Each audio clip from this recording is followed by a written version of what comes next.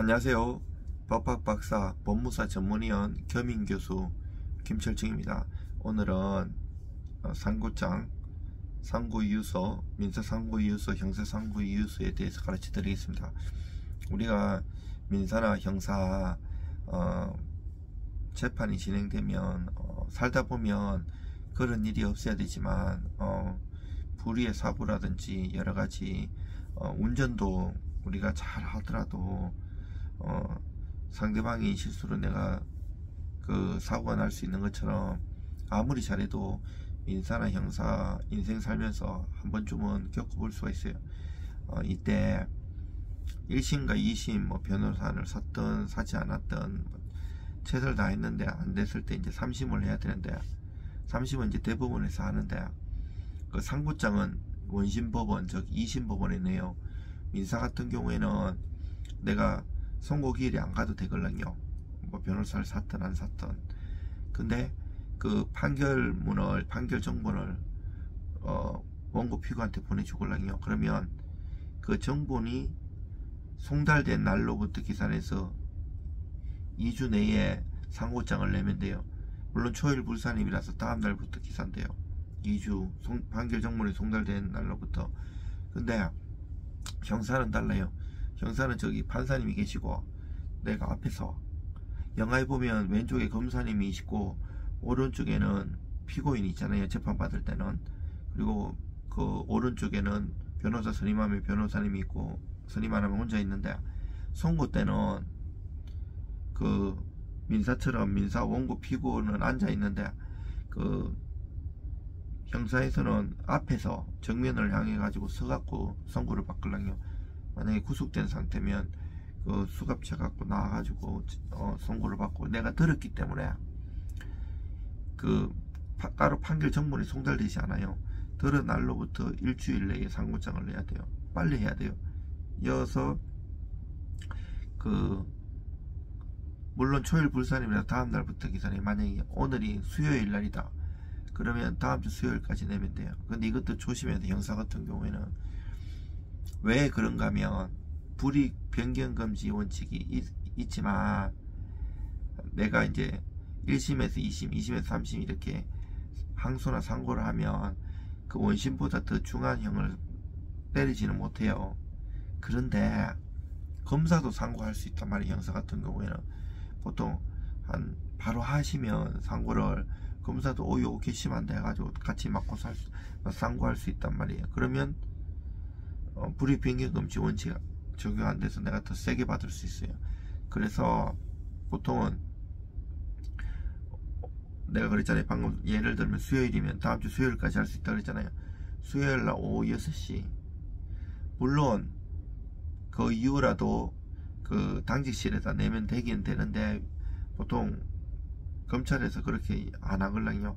한 6시 다 돼갈 쯤에 이렇게 보고 상고장 들어왔는지 보고 그때 내는 경우도 있고요.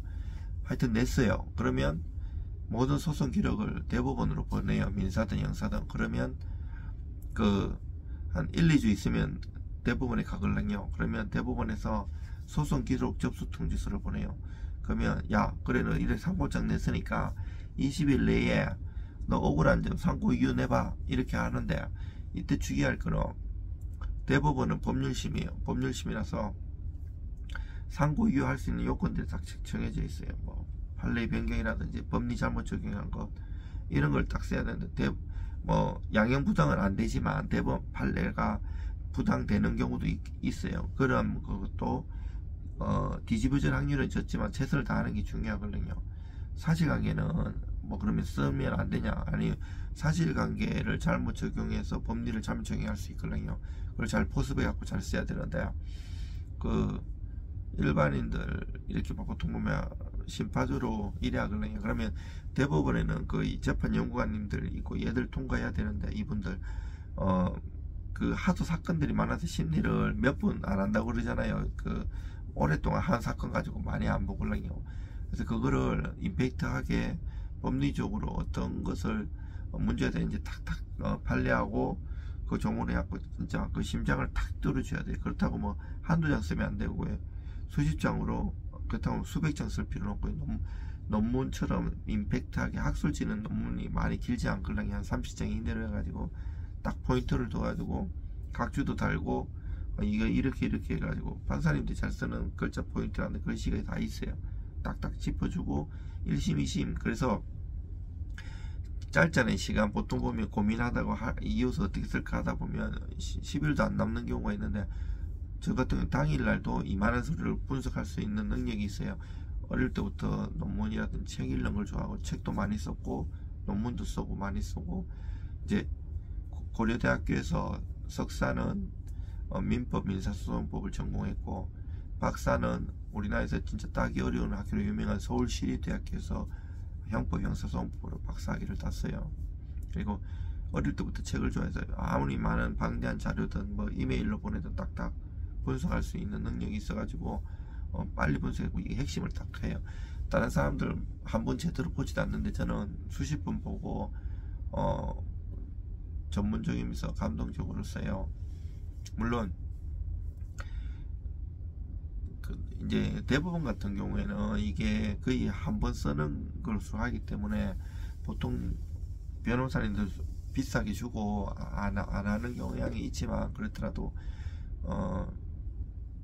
법무사 중에 또 잘 쓰는 사람들이 많아요. 법무사 사무실에서 이제 오랫동안 일을 하고 물론 막 수천만 원 수억 돈 여유가 되시는 분들은 우리나라 최고의 법무법인 선임하는 것도 괜찮고 형편 어려우면 본인들이 쓰는 것보다는 그래도 전문적인 식견이 있는 법무사 사무실에 맡기는 것도 괜찮고요.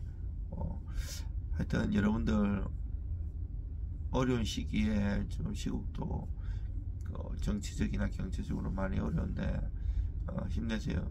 저는 뭐 주말이든 뭐 평일이든 항상 나와서 연구하고 일하고 이런 것을 합니다. 여러분들 힘내십시오.